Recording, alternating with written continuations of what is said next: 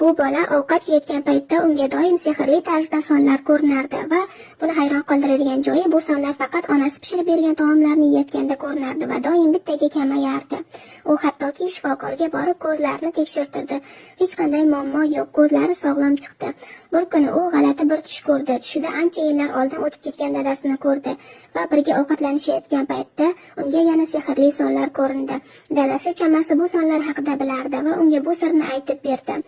Bu sonlar nolga tushganda onang olamda o'tadi, uning umri tugaydi dedi. Buni eshitib u shokka tushib qoldi.